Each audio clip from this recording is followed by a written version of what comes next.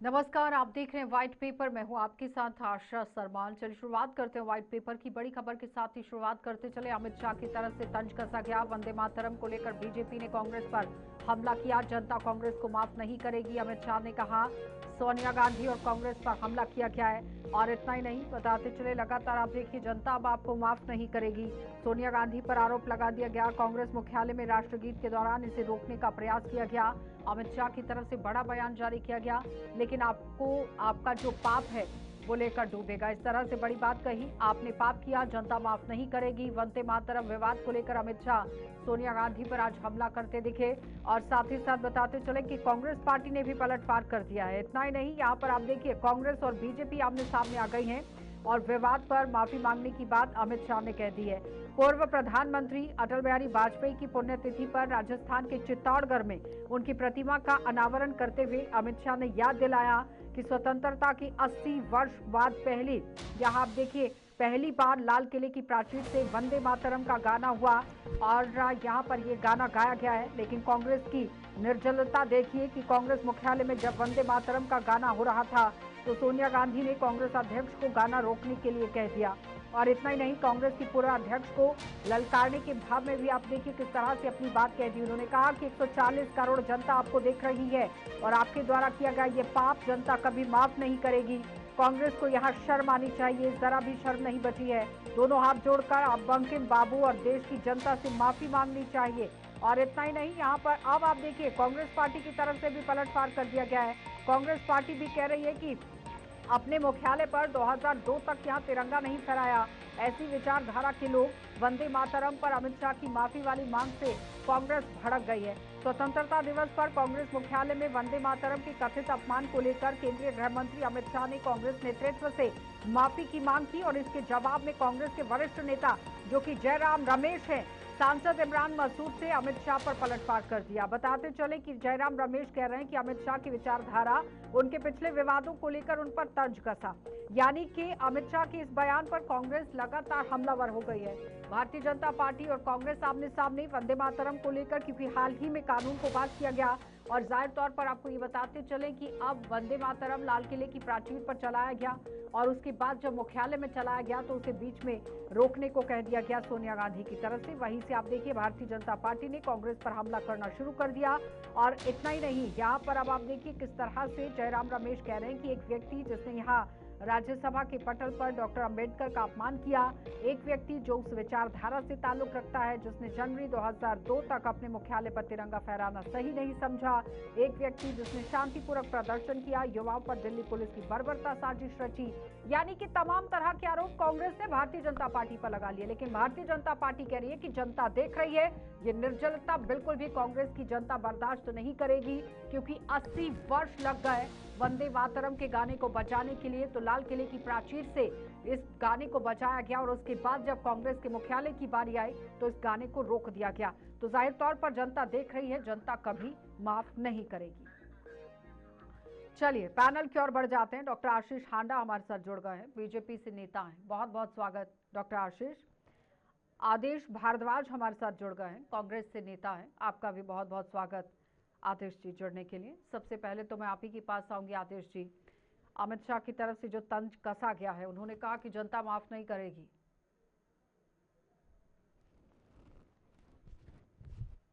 आशा जी, वास्तविकता सारे देश के सामने है कि अभी ये सत्र पार्लियामेंट का खत्म हुआ है, लेकिन बिल में से बाहर नहीं निकले अमित शाह जी और प्रधानमंत्री। तो सारा देश ये जानता है क्या वो कारण थे और क्यों उनको पार्लियामेंट में आने से डर लग रहा था। लेकिन 15 को जिस तरह से सोनिया गांधी जी के बारे में कहा जा रहा है, तो सारे विजुअल वो दिखाते हैं। और हमारे वरिष्ठ नेता आदरणीय जयराम रमेश जी ने स्पष्ट किया कि किस कारण से उन्होंने वो आदरणीय मल्लिकार्जुन खड़गे जी काफी देर से वहां पर खड़े थे। और आपको मालूम है कि 80 साल से ज्यादा उनकी उम्र है, तो कहीं अपने आप को महसूस कर रहे थे। सोनिया जी ने जब उनको देखा तो उन्होंने वहां पे चेयर मंगाने की बातचीत कही। लेकिन भारतीय जनता पार्टी किस तरह से जो राष्ट्र के बारे में, भारत के बारे में, भारत की आजादी के बारे में क्या उसका योगदान और किसी से छुपा हुआ नहीं है। जब इस देश के अंदर वंदे मातरम, इंकलाब जिंदाबाद, भारत माता की जय बोलने पे कीमत चुकानी पड़ती थी, तो कांग्रेस के लोग चुकाते थे। हम उन लोगों में से हैं, लाखों लोग उसका चुकाते थे, लेकिन भारतीय आरएसएस का एक भी व्यक्ति उसके साथ खड़ा नहीं होता था। कहीं ना कहीं वो तमाम माफीनामे और कांग्रेस के उस वक्त के स्वतंत्रता सेनानी तमाम लोगों के खिलाफ गवाहियां दी, माफीनामे दिए, सारे देश को ठीक है मालूम है। और आशीष 52 जी, अब राजनीतिक कार्यालय विशेषज्ञ पे हमारे साथ जुड़ गए हैं, संदीप कुमार वर्मा। बहुत आया। बहुत स्वागत संदीप जी। आशीष जी, आपकी बारी। वो कह रहे हैं कि देश की आज वो आजादी में उन्होंने अपना भाग दिया है और आप ऐसे नहीं कह बड़ा सकते हैं। हास्य। ठीक है जी भारद्वाज जी, ठीक है आशीष आशा जी। जी आपको मेरे आशा जी आपको मेरे सभी आदरणीय को पैनलिस्ट को और आपके चैनल के सभी प्यारे प्यारे दर्शकों को मेरा यानी डॉक्टर आशीष की तरफ से वंदे मातरम। आशा जी, मैं अपनी बात बहुत ही आदर सम्मान रखूंगा और उम्मीद करूंगा कि हमारे कांग्रेस के वरिष्ठ नेता आदेश जी भी उसी संयम से सुनेंगे जैसे मैंने उनको सुनने का प्रयास किया। आभार उनका। आशा जी, आपके दर्शकों को ये समझना पड़ेगा कि वंदे मातरम सिर्फ एक गीत या गान नहीं है जिसके बारे में आज हम यहां बात कर रहे हैं। असल में वो आजादी के मतवालों की पहचान है। इतना ही नहीं, ये वो गान है जिसे सुन के लाखों मतवाले आजादी के लिए करो या मरो के लिए जान देने के लिए थे तैयार हैं और हजारों ने असल में भी अपनी जान की कुर्बानी लगा दी। ये भी सत्य है, प्रमाण है। वंदे मातरम की इतिहास थोड़ा सा हम समझ लें तो आपके दर्शकों के लिए अच्छा होगा, क्योंकि जब 1857 के युद्ध के बाद अंग्रेज तिलमिला उठे थे कि अब ये आजाद भारत बनने के लिए तिलमिलाए हुए हैं भारतीय, अब ये काबू नहीं आएंगे, तो ऐसे में 1875 में बंकिम चंद्र चट्टोपाध्याय जी ने ये वंदे मातरम का लेखन किया। लेकिन 1875 में लिखा हुआ ये जो था, ये 1882 में आनंद मठ नाम के उपन्यास में पहली बार प्रकाशित हुआ। और जब ये प्रकाशित हुआ तो उसके बाद एक ऐसी लहर उठी कि सारे आजादी के मतवालों को एक वंदे मातरम ने एक कड़ी में बांध दिया। आप सोचिएगा, आज भी कहीं भी कोई आंदोलन हो, कुछ हो, जब ये गीत चलता है ना, वंदे मातरम वंदे मातरम वंदे मातरम, एक ऐसा ऊर्जा का संचार होता है जिसने अंग्रेजों की जड़ें हिला के रख दी। फलस्वरूप अंग्रेजों ने इसको बैन कर दिया। चलिए, अंग्रेजों ने बैन किया सो किया, लेकिन मुस्लिम लीग के कहने पे जब पंडित नेहरू ने नेताजी सुभाष चंद्र बोस को 20 अक्टूबर को चिट्ठी लिखी कि सिर्फ पहले 2 स्टैंजा छोड़ के बाकी के सारे स्टैंजा हम हटा देंगे, और 26 अक्टूबर को एक्चुअली कांग्रेस ने ये कर दिखाया, तभी से ये समझ में आ गया कि कांग्रेस का जो हाथ है ना, वो तुष्टीकरण के साथ है और वो अपीजमेंट पॉलिटिक्स में लगे हुए हैं। वरना अगर ऐसा नहीं होता तो आप बताइएगा, कोई ये कांग्रेस का अपनी धरोहर तो है नहीं कि अपनी मर्जी से उन्होंने जो मर्जी किया। पार्लियामेंट में एक लॉ पास हुआ, पार्लियामेंट में 2026 में एक कानून बन गया कि वंदे मातरम के सभी 5 स्टैंजा बोले जाएंगे, और उसके बावजूद इस तरह का कृत्य करना आदरणीय सोनिया गांधी जी को, जो हम सबने देखा, जिसका कि इन्होंने अभी गलत बयानबाजी किया कि जयराम रमेश जी ने जो कहा, ये भी बता दें कि इन्हीं के एमपी मनोज कुमार ने जब ये कहा कि हमारी सोनिया गांधी इसको रोकना चाहती थी लेकिन हम रुके तो नहीं ना, उसका भी जवाब दे दें। जब राहुल गांधी की वोकल बाइट ने नहीं पूरे विश्व ने सुनी, अरे ये हमारे वाला वंदे मातरम थोड़ी है, इसको हम क्यों गाएंगे, तो उसके ऊपर भी जवाब दे दें। यानी कहने का मतलब बहुत साफ है कि ये अपने आप को इस समय बचाने का प्रयास कर रहे हैं, जबकि पूरा देश ये जान चुका है कि जिस तरह से यहाँ पे बात राजनीति की तो है ही नहीं, यहाँ पे बात राष्ट्रनीति की है, यहाँ पे बात पार्टी प्रेम की नहीं है, यहाँ पे बात राष्ट्र प्रेम की है। तो जो गीत राष्ट्र के साथ जुड़ा हुआ है वो पार्टी पॉलिटिक्स से ऊपर होना चाहिए। छोटा सा जवाब समझ होनी चाहिए। वो कह रहे हैं कि राजनीति से जुड़ा हुआ तो मुद्दा है नहीं, राष्ट्र प्रेम से जुड़ा हुआ मुद्दा है, तो ये किसी पार्टी को ध्यान में रखते हुए तो बात नहीं होनी चाहिए। देश तो सभी का है, राष्ट्र सर्वोपरि। आशा जी, वंदे मातरम हमारे स्वतंत्रता संग्राम की आत्मा का गीत है, और इसको अगर मेरी सरकार तो आपने 2 स्टैंजा छोड़ के बाकी के क्यों काटे, उसका जवाब जरूर दीजिएगा। वक्त अंग्रेजों की गुलामी करते थे। मैं डॉक्टर साहब के लिए तो आपने वंदे मातरम के 2 स्टैंजा छोड़ के बाकी सब क्यों काट दिए, इसका जवाब दीजिए मुझे। और कहीं ना कहीं यातनाएं सहते थे। जब इस गीत को गाते थे तो लाठियां पड़ती थी, डंडे खाने पड़ते थे, जेल जाना पड़ता था, लेकिन हम उनको खाते थे। और डॉक्टर आशा जी मेरे आशीष सवाल साहब का के जो जवाब ले पूर्वज लीजिए जवाब ना तो नहीं इनसे आ रहा है। प्लीज। अरे जो कि दुर्गा करते थे दुर्गा का और बीच में नाम आ रहा था तो कांग्रेस पार्टी की तरफ से उस पर काम कर दिया गया। संदीप जी, इस पर आप बोल दीजिए, अगर कांग्रेस नहीं बोलना चाह रही है तो। दो स्टेंजा को जिस तरह से हटाया गया और फिर उसके बाद इस पर जब भारतीय जनता पार्टी ने काम किया, राजनीति तो नहीं होनी चाहिए, लेकिन 80 वर्ष लग गए आपको इस पर काम करने के लिए, इसमें कोई दो राय नहीं है, क्योंकि जो सरकार होती है वो क्रेडिट लेती है। बिल्कुल। देखिए, मैं बात कांग्रेस के इतिहास से करना चाहूंगा। तो जब जब बांग्लादेश से बहुत ज्यादा हिंदुओं और बाकी अल्पसंख्यक समुदायों के साथ जब बहुत चरम पे हत्या हो रही थी और चरम पे अत्याचार हो रहा था, तो उस टाइम पे इंदिरा गांधी जी ने जो है टफ डिसीजन लिया और बांग्लादेश को जो है पाकिस्तान से अलग करके बांग्लादेश का निर्माण कराया। तो उनको सब जो है इंदिरा गांधी को जो है भारत माता की संज्ञा और बहुत सारी चीजें देने स्टार्ट किए और उस पर दिए भी। और इंदिरा जी के तो तमाम ऐसे नारे लगे और उनके जो है पूरे देश में, पूरे विश्व में उनका जो है लोहा माना। लेकिन एक बात और यहाँ पे आती है उनके साथ, जो उनका काला अध्याय जुड़ा है, इमरजेंसी। तो जब इमरजेंसी लगी तो वो जितनी भी सारी चीजें थी जो पाप हो गए, वो कहीं ना कहीं पुण्य जो है उसके सामने खत्म। कांग्रेस के साथ अभी यही समस्या है और उसका फायदा कौन उठा रहा है? भाजपा उठा रहा है। क्यों उठा रहा फायदा? जब हमारे बंकिम चटर्जी जी ने जिस तरीके से इसको लिखा, तो भाई आपका क्या दायित्व तो बनता है कि 80 वर्षों में क्या आपको इस स्ट्रेंजर क्यों हटाना पड़ा? और अगर हटाना पड़ा तो फिर आपने जोड़ा क्यों नहीं? मान लीजिए कुछ आपकी परिस्थितियां रही हो ऐसी, लेकिन परिस्थितियां हर वक्त तो ऐसी नहीं रह सकती हैं।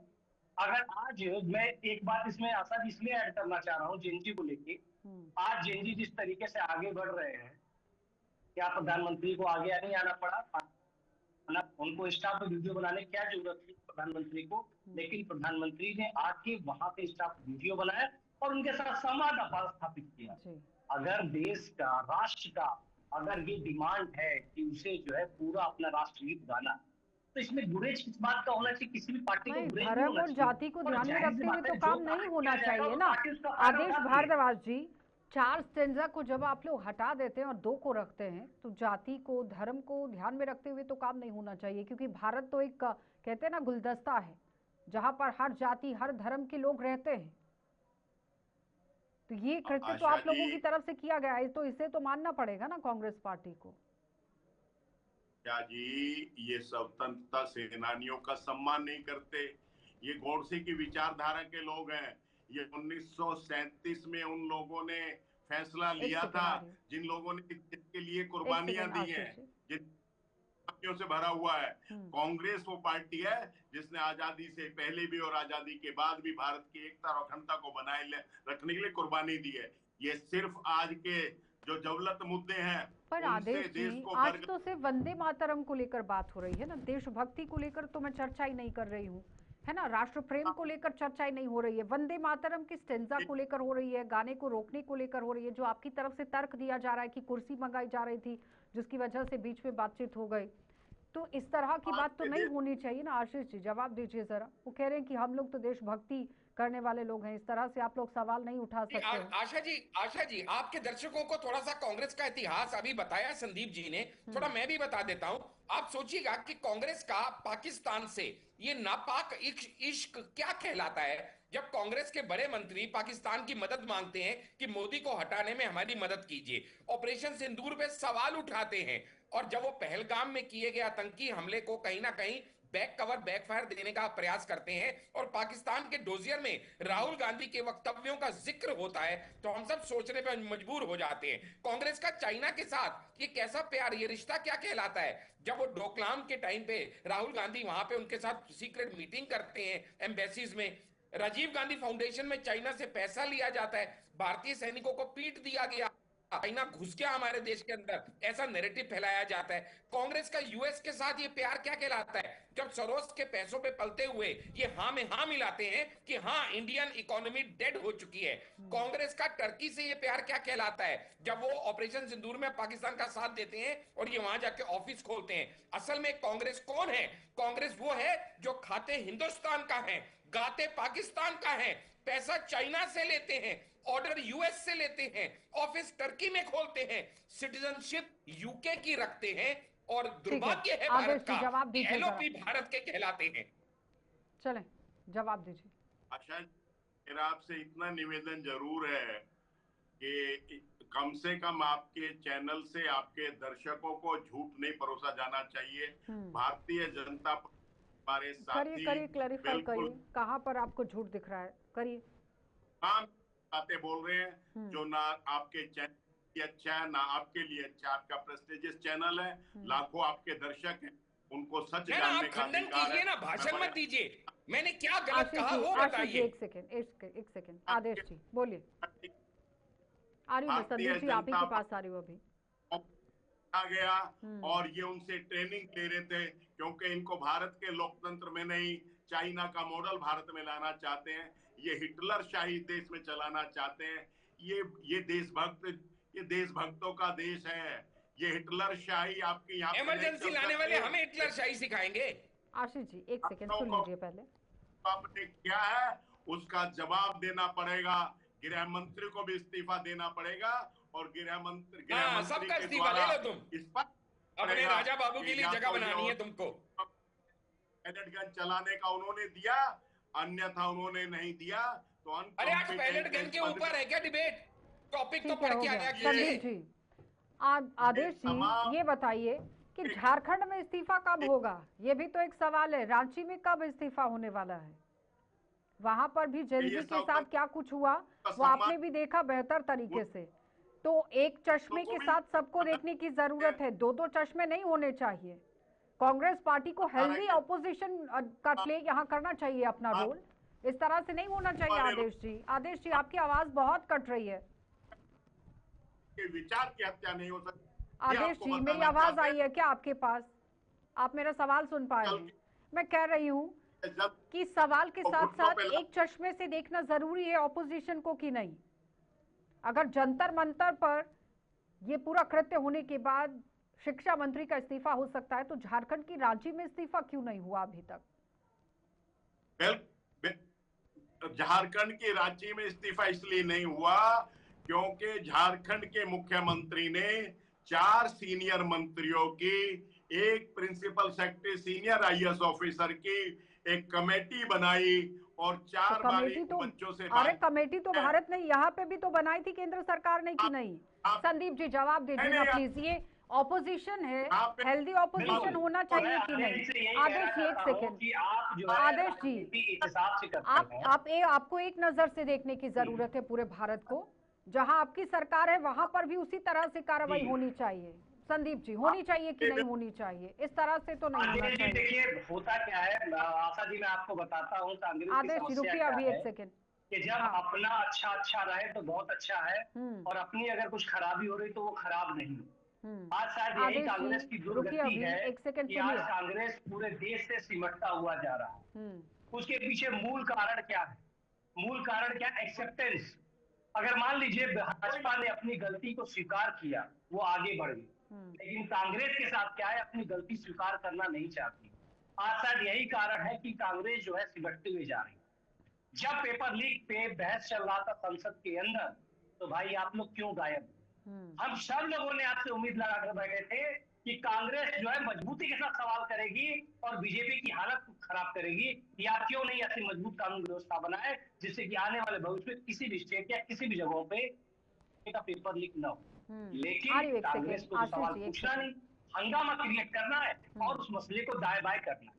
रही बात, देखिए मुद्दे पे आते हैं कि वंदे मातरम पे, जहां तक कांग्रेस कहती है कि जी सीबीआई जांच राम मंदिर पे होना चाहिए घोटालों के ऊपर, तो भाई सीबीआई जांच क्यों नहीं करवा दे रहे हैं आप? वहां पे सीबीआई जांच पे अगर आपको इतना भरोसा है, जबकि आप सीबीआई जांच को मानते नहीं है, नीट पे इतना भरोसा नहीं था, सीबीआई जांच करा रहे कि सीबीआई जांच कराएगी, उस कमेटी पे आपको भरोसा नहीं था, तो भाई यहाँ भी सीबीआई जांच करा दीजिए, दूध का दूध पानी का पानी हो जाएगा। पहली बात। दूसरी बात देखिए कि समस्या क्या है कांग्रेस के साथ, कांग्रेस सोचना नहीं स्टार्ट करती सही ढंग से और उल जुल सवाल करती है, संघ पे सवाल खड़ा करेगी। अरे भाई श्यामा प्रसाद मुखर्जी कौन थे? डॉक्टर हेडगेवार कौन थे? क्या आपको नहीं पता वीर सावरकर तो कौन थे? क्या ये लोग आजादी के मतवाले नहीं थे? लड़ाई नहीं लड़ी ये लोग? ऐसी बातें करते हैं आदेश जी, जवाब दीजिए जल्दी से। आदेश जी, वो कह रहे कि दिशाहीन हो चुकी है कांग्रेस, उनका कुल मिलाकर crux of the story is कि आप लोग दिशाहीन हो गए। ठीक है संदीप जी, हो गया है संदीप जी, ठीक है आदेश जी को बोलने दीजिए। आदेश जी, मेरा आपसे निवेदन है कि एक तो ये मुखौटा उतार दिया करें। संदीप कुमार जी अपने आप को राजनीतिक विश्लेषक बता रहे हैं, मुझे बिल्कुल आपत्ति नहीं होगी, वो प्रवक्ता लिखे बीजेपी का, वो भी कोई दिक्कत नहीं है, लेकिन स्पष्ट होके चरित्रवाद बने। नंबर आपका है आशा जी, आपको भी गोदी मीडिया कहने वाले हैं अभी। मुझे सर्टिफिकेट लेने की जरूरत नहीं है। अगर हम आपको आईना दिखा रहे तो आप बैठ के जो है प्रवक्ता का परिभाषित करने लगते हैं, ये गड़बड़ लगता है मुझे। यही दिक्कत है कांग्रेस के साथ, इसीलिए आप सिमट रहे हैं, इसीलिए अगले प्रदेशों में सिमट रहे हैं। अरे सच्चाई को फेस करना जरूरी होता है आशीष जी। हम तथ्यों पर बात करते हैं, किसी पार्टी या पक्ष को लेकर बात नहीं करते हैं। पहली बात तो मैं पैनल में ये क्लियर कर दूं। आदेश जी, दिशाहीन हो चुकी है कांग्रेस। जब अपनी राज्य की बारी आती है तो वहां पर सब ठीक है, जहां पर हार जाते हैं तो ईवीएम खराब हो जाती है, हैक हो जाती है। आशीष हाडा जी जवाब दीजिए, जल्दी से दीजिए जवाब जी। असल में क्या है आशा जी, जैसे कि हमारे मोदी जी ने कहा कि ये कुछ दिमागी नक्सल हैं जो इस समय हमारे देश को वर्गला रहे हैं, और उन्होंने किसी का नाम नहीं लिया, ध्यान दीजिएगा। उन्होंने कहा हमें ऐसे दिमागी नक्सलों को पहचानना पड़ेगा, लेकिन सामने से ट्वीट क्या आता है चिदम्बरम का, मुझे गर्व है कि मैं एक दिमागी नक्सल हूं। इसे कहते हैं सेल्फ गोल। मोदी जी ने किसी का नाम नहीं लिया था, लेकिन दिमागी नक्सल कौन होते हैं? दिमागी नक्सल वो होते हैं जो गांधीयन फिलॉसफी वालों को कहते हैं Gandhians are those have the guns in their hand. उसके बाद कहते हैं कि भाई 10 लाख लोग जब मारे गए इधर से उधर इंडिया पाकिस्तान के विभाजन में, 2 करोड़ लोग घर से विभक्त हो गए, तो कहते हैं बिना एक भी कतरा खून गवाए आजादी लेके हमने दिखा दी। 1 से 2% ग्रोथ को नॉर्मल बोलते हैं, 7 से 8% ग्रोथ को कहते हैं डेड इकोनॉमी है। समय कम है। आदेश कहते हैं नागरिकता छिन जाएगी। आज तक 5 साल में एक मुसलमान की नागरिकता नहीं छिनी। वैक्सीनेशन लेने पे कहते हैं कि आप नपुंसक हो जाएंगे, लेकिन संजय गांधी ने इमरजेंसी लगा के एसआईआर पर भी आप लोगों ने सवाल उठा दिया, और आज तो दिमागी नक्सली को लेकर बात हुई, उस पर भी जवाब दे दिया गया। बोलिए जल्दी से। एक व्यक्ति ने आरटीआई लगाया होम मिनिस्ट्री के अंदर और उसने जानना चाहा कि अर्बन नक्सल क्या है, तो होम मिनिस्ट्री ने कहा कि अर्बन नक्सल नाम की कोई चीज नहीं है। लेकिन ये अनपढ़ लोगों के हाथ में देश आ गया। प्रधानमंत्री लाल किले के भाई साहब, हमने कहा ना दिमागी नक्सल, और कौन है दिमागी नक्सल? चिदम्बरम खुद ट्वीट करके कहते हैं मुझे गर्व है मैं दिमागी नक्सल हूं। अरे किसने कहा तुम्हें तुम दिमागी नक्सल हो? तुम खुद सेल्फ डिक्लेरेशन दे रहे हो, तो हम क्या करें? सेल्फ गोल और किसे कहते हैं? विनाशकाले विपरीत बुद्धि किसे कहते हैं? संदीप जी, ये सिर्फ और सिर्फ राजनीति हो रही है कि नहीं हो रही है 2027 के चुनावों को लेकर, या नहीं हो रही है? ठीक है आदेश जी, चिंतन करने की जरूरत है। आदेश जी सुनिए, दोबारा से कांग्रेस को चिंतन मंथन करने की जरूरत है और अपने कार्यकर्ताओं को एक ऊर्जा भरने की जरूरत है। जहां पे आप सिमटते जा रहे हैं, अपने विजन मिशन को क्लियर करने की जरूरत है, राष्ट्र हित के लिए सोचने की जरूरत है, तब जाके आपका उद्धार हो पाएगा। अगर आप राष्ट्र विरोध के बारे में या राष्ट्र के बारे में नहीं सोचेंगे तो ये जेएनजी भी आपका साथ नहीं देने वाले है। वंदे मातरम जिस तरीके से जो है, अगर कोई गवर्नमेंट लेकर आ गई, भाजपा लेकर आ गई, इसको पूरे संजय को पूरा कर दिया, तो आपको उसके साथ खड़ा रहना चाहिए था कि नहीं ये जो गलती हुई है वो गलती को बढ़ते हैं हम आगे। अगर क्या अटल बिहारी वाजपेयी जी जब सरकार थी तो उनसे जो गलतियां होती, क्या गलतियां एक्सेप्ट नहीं की? गलती एक्सेप्ट करते थे। और जो है सुनिए, और वो जाके जो है कांग्रेस के बड़े बड़े नेताओं से जाके मिलते थे और कहते थे बताइए अपना रिव्यू क्या है, हम इस बिल को लाने वाले हैं और इस बिल पे काम करने वाले हैं। अगर इस तरीके से अगर वो काम कर रहे हैं, और शायद कांग्रेस भी ऐसा करता था, कांग्रेस ने नहीं किया, इतिहास कांग्रेस तो है, तो कांग्रेस विदेश मंत्री के तौर पे जब विदेश में जाना, आदेश जी कुल मिलाकर बात रांची पर आकर ही रुक रही है। वहां पर भी लड़कियों के साथ क्या हुआ? थप्पड़ मारे गए, डंडे भी चले, और फिर ये कह दिया गया कि नहीं, स्थिति को संभाल लिया गया, बहुत अच्छे से समझा बुझाकर समेट लिया सब कुछ। अब बार बार संदीप अरे जी भी आशा उसी जी, हम सवाल को सबने उठा रहे वीडियो हैं। देखे हाँ कि स्वतंत्रता दिवस पे छात्र नेता को झंडा फहराने नहीं दिया गया। वो ठीक है, हॉस्पिटल के वीडियो हम सब ने देखे। बोले बोले ये आदेश कहाँ जी की जल्दी से। स्वतंत्रता थी झारखंड में? चलें, जल्दी से बोलिए आदेश जी, बोलिए। कि आशा जी, हमारे नेता राहुल गांधी जी ने छात्र नेताओं से बातचीत की और छात्र नेताओं से बातचीत करने के बाद पूरा उनका अरे समर्थन एक दिन किया। तो गए नहीं वो दिल्ली कहीं भी किसी प्रोटेस्ट में। जंतर मंतर एक दिन नहीं गए, सिर्फ पॉलिटिकल रोटियां सेकी नहीं, वो उन्होंने। जंतर मंतर की बात नहीं कर रहे हैं, वो रांची की बात कर रहे हैं। राइट आदेश जी, कहीं भी नहीं गए आशा अरे जी, जंतर अब मंतर भी नहीं सवाल गए। यहाँ मैं पर कह ये रहा हूँ बन जाता है। जंतर मंतर तो कितनी ठीक है दूर दूर के आदेश घर जी, से। बहुत बहुत धन्यवाद। आशीष जी आपका भी धन्यवाद, संदीप जी आपका भी धन्यवाद। तो सवाल यहाँ पर ये बन जाता है कि एक चश्मे से देखना जरूरी हो जाता है। वंदे मातरम को लेकर बात उठ रही है, कांग्रेस पार्टी कह रही कि ऐसा कुछ नहीं है, कुर्सी मांगी गई थी, बस इतना सा सारा ये खेल है। लेकिन भारतीय जनता पार्टी कह रही है कि 80 साल लग गए जिस गाने को लाल किले की प्राचीर पर बजाने के लिए, और आज अगर उसका इस तरह से अपमान होता है तो जनता बिल्कुल भी बर्दाश्त नहीं करेगी। अब देखना ये बहुत दिलचस्प हो जाता है कि भारतीय जनता पार्टी और कांग्रेस इस पूरे वंदे मातरम के मुद्दे को लेकर आमने सामने आ गई है। 27 के चुनावों में इसका क्या असर जनता पर होगा और जनता इसका क्या जवाब देगी। कार्यक्रम में इतना ही, इजाजत दीजिए, नमस्कार।